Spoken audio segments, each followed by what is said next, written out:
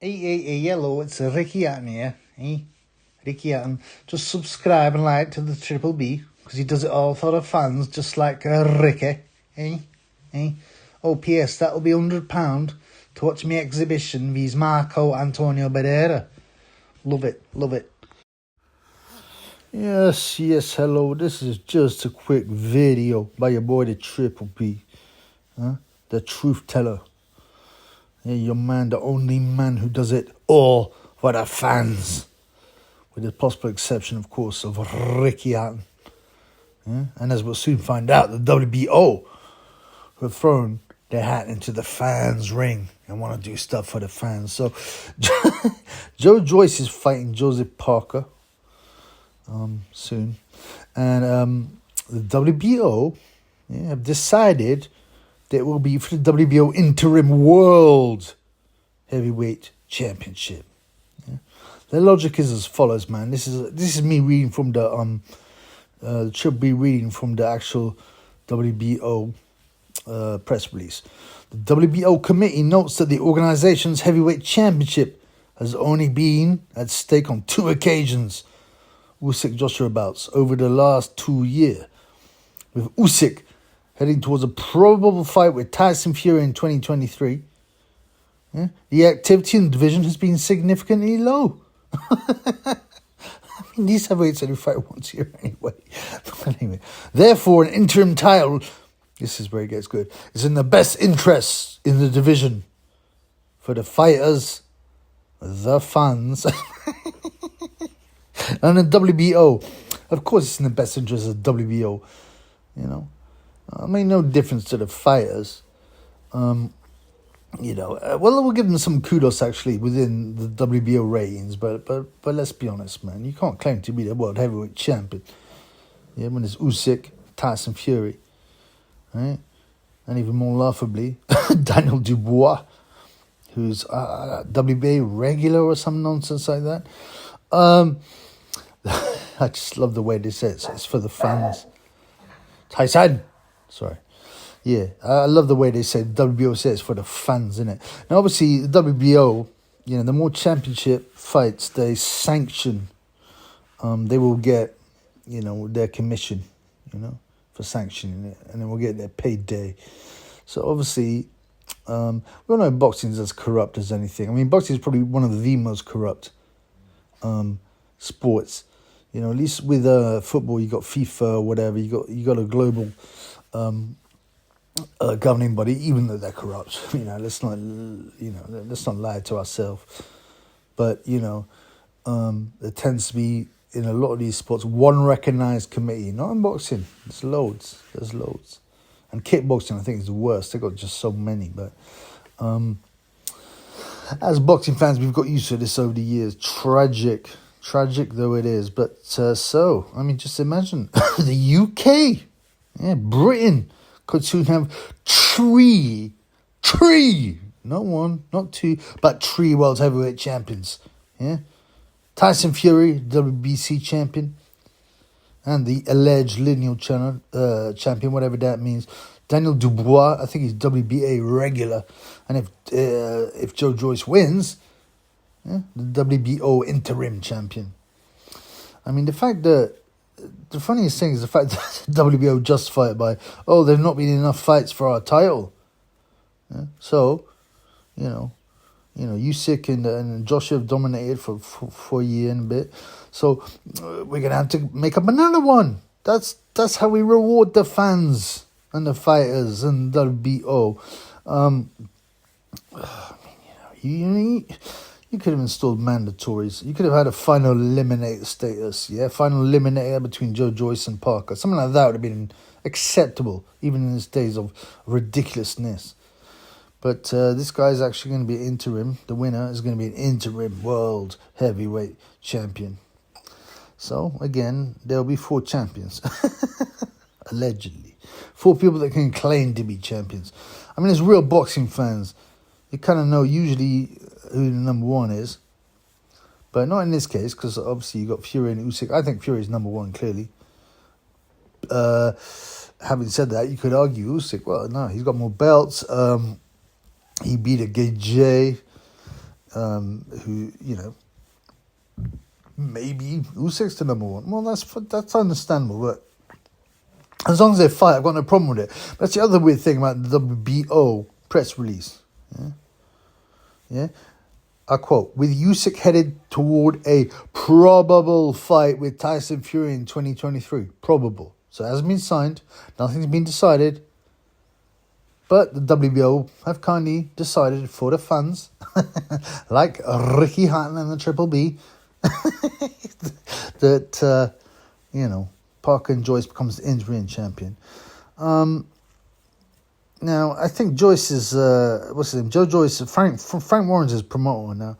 Everybody who knows anything, that Frank Warren has a great relationship with the WBO, especially in the early days. You remember in the early days, it kind of got, WBO started really, I think 88, to give Ray, was it Tommy Hearns or Ray Leonard? I forget. I think Tommy Hearns actually maybe a chance to win, X number of titles, right? And people thought they were a joke, but people thought the same thing about the IBF originally, who decided to crown Larry Holmes as their champion, which is not a problem to me because Holmes was clearly the number one, right? But the IBF are now a serious organization. WBO are now a serious organization. At some point they were laughed at. While Tyson was champion, they lined up Francesco Damiano, who's not a bad boxer actually, but these Johnny Duploi from South Africa, who Damiani destroyed in, I think, 2 rounds. And they said that was the heavyweight champion, Francesco Damiani, Like I said, he's not a bad fighter, but he was, no, he's not. Tyson's equal. But Frank Warren, from an early time, had a good relationship with the WBO. Yeah? Some people call it the Warren Boxing Organization. I think it's a bit unfair, on Frank, because Frank doesn't mind laying in bed with any of the organizations, but, you could argue that he gave the WBO legitimacy, especially in the early days with guys like Nazim Ahmed. Yeah? I think 1995, he won the title. Kazagi, I think 1995, won the title. Both dominant champions. Nigel Benn in 1990, I think, he's Doug DeWitt. So Warren gave him legitimacy early on. And you know how these things work, man. You scratch my back, I'll scratch yours. He's obviously got a foothold in there. Whether or not it involves brown paper envelopes full of cash, I don't know. But, they obviously have a good relationship. So, it's not really a surprise that they are helping Warren's fighter, Joe Joyce. Now, I like Joe Joyce. Let me be straight. I hope he's not bored. He's a bit an autist, likes gaming, He's a decent guy, I haven't seen him flashing any signs or anything, so I'm hoping that he's legitimate still, but I don't know, man. Also, he's a pretty honest, decent fighter. The guy started at, I think, age 20 or something like that as a keep fitter, and got the ABAs, and then the guy wins Olympic silver when he's robbed, yeah. And the guy beat up Frank Warren, weirdly, his former top boy, Dubious, Daniel Dubois, Triple D, not Triple B. And Triple B, is the only respectful boxing channel. No, that's not totally true. There are some other ones, but they're all small. The big ones are all corrupt. Fug them. Right? So what happened in this fight?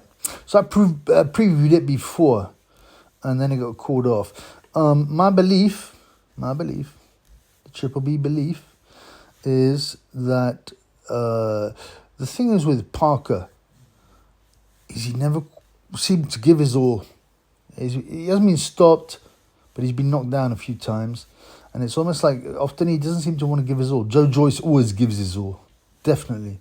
Yeah, he's slow Joe, and people will say that. People have been saying that for years. Oh, he'll never make it. Oh, this guy is like too slow. Hang on a minute. He won a silver medal, and he's robbed of the gold medal of his Tony Yoka.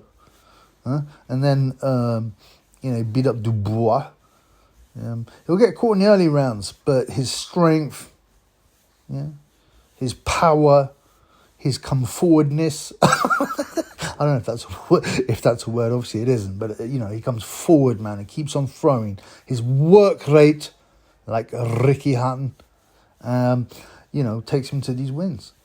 And my belief is that a similar thing will happen with Parker. Parker will win his rounds, probably the early rounds. Joyce will start to walk him down. He's a lot bigger. Like, check out the difference between Joyce and Joe Parker when they're standing side by side. People go, "Oh, size doesn't matter. Usyk beat Gage." Oh, come on, man. I mean, it's a factor. It's not the only factor. Yeah. Otherwise, Butterbean would be the world's best ever fighter. Yeah. And he probably was for 4 rounds. but no, seriously, it's a factor. It's a serious factor. Size, you can't discount it, man. And again, like I said in my previous previews, I think that what take Tyson, who is skilled but he's also very large, will take him to a victory if he ever fights Usyk. So Joe Joyce's strength, his relentlessness, his work rate, his power.